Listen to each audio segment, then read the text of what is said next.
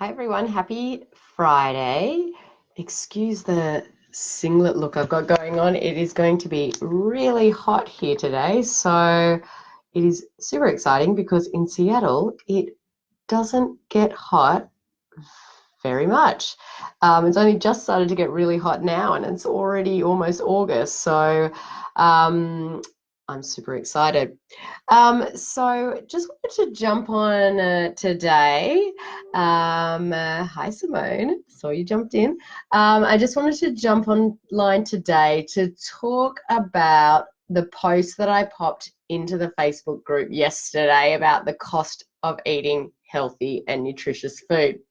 So, judging from the post, there were a lot of people who were interested in the topic. I got quite a number of responses, and some of them were really great. Morning. And so I know that for some of your children, health is a priority, but you just can't sort of imagine where to start, and your mind like boggles when you try to work out how you're going to squeeze healthier choices into the budget, as did mine.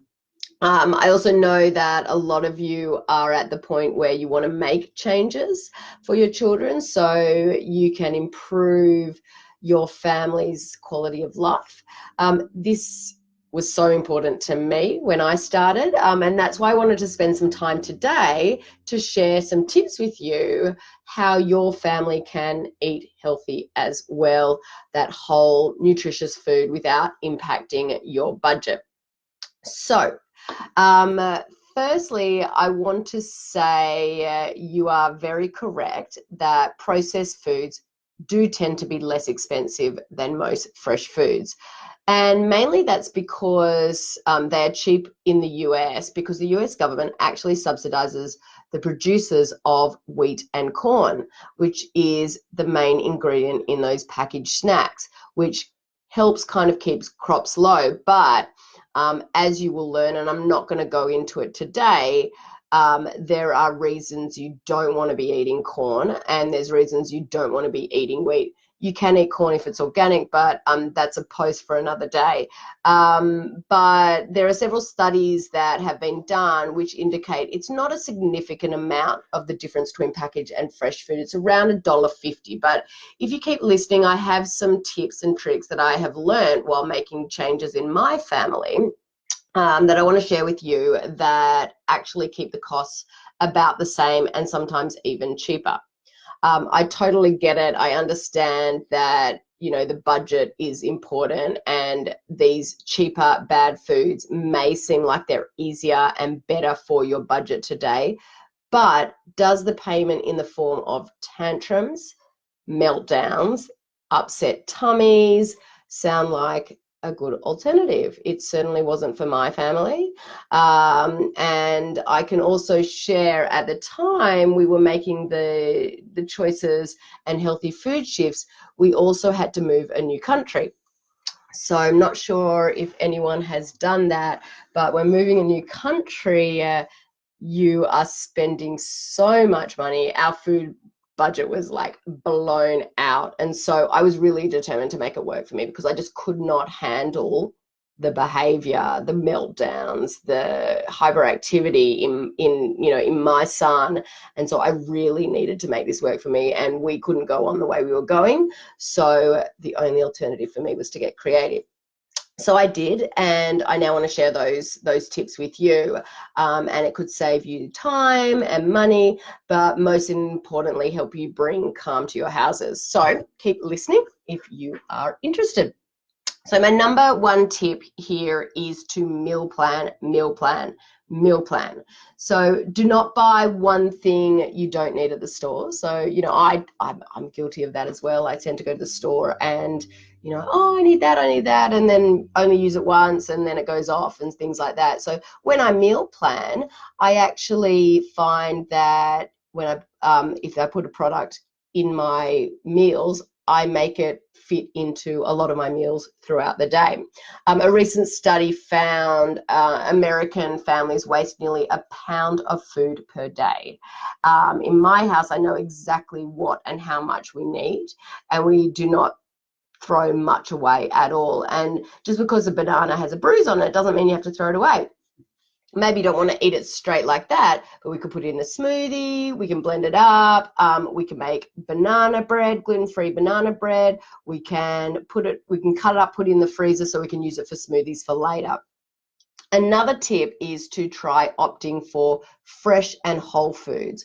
Processed foods can be more costly, so when you're comparing like a packet of crisps or chips, unhealthy chips, compared to a healthier alternative, you might find that they might be a little bit more expensive. But if you opt for fresh whole foods, it doesn't need to be more expensive. So for example, a bag of carrots makes a really great healthy snack, and I like to get those mini baby carrots.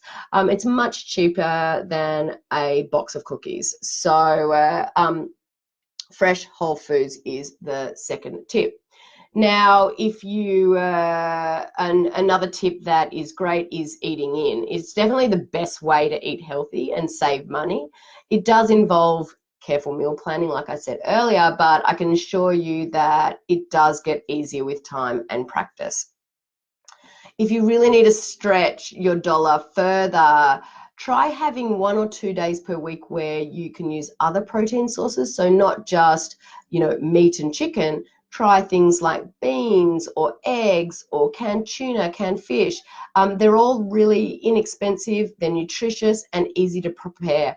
I tell you, like, days where I'm just flat out and I don't have, anything, I don't want to cook meat, I don't have anything in the fridge, I just do scrambled eggs for the kids. Scrambled eggs, I pan fry some broccoli, and they have some carrots and some celery, and that's a healthy, nutritious meal. I might put some rice on. My family's other favorites for non-meat stuff are things like tuna patties, omelette, bean enchiladas, quiche without the crust. I'm going to put a family favorite of in my family in a recipe after this video, just so you can see if that is good for your family as well. But I want you to put in the comments also, if you watch this video or if you're watching now, what your family favorite is that you have in your rotation, so we can give ideas to everyone else as well. Something that's maybe a cheaper, healthier alternative. Love you to put it in the comments below. So when you do find fabulous healthy items on sale or available with a coupon, you want to stock up. And just think about creative ways. Like if it is a fresh food and it goes off easily, think about, can it be frozen? Can I make it into something now like patties and put them in the freezer, and you can keep them for another meal? So you don't necessarily need to have food that goes off. When you get it for cheaper, bulk up on it. Think about meal planning and prep ahead, put stuff in the freezer. I like to make a big meat sauce, bolognese, and I get all my fresh healthy vegetables, blend them up, put them in the bolognese. Even in tomato sauce you can do for pasta, and then put that in the freezer. An amazing tip I want to share, which one of our members, Rebecca, suggested on the post yesterday. If you do have space in a garden, you can significantly reduce your cost by of buying fruit and vegetables by planting them in your own garden. This is something we definitely do here at home. Fresh herbs on the, sorry, you would say herbs, we say herbs, on the windowsill, and they, definitely add flavor to other dishes as well. And so forth. So Rebecca, thank you for that tip. So do you have any other suggestions that anyone else can share? I'm sure everyone in the community would love to hear them. Pop them in the comments below. I really hope this helped. I'm sorry it was a bit of a waffle. Waffle meaning I was talking a little bit too much, which I tend to do sometimes. But if you're ready to invest in your family's health, regardless of what your budget currently looks like, I'm here to support you. Drop me a message. I'd love to hear from you. Hope you all have a great day. Bye.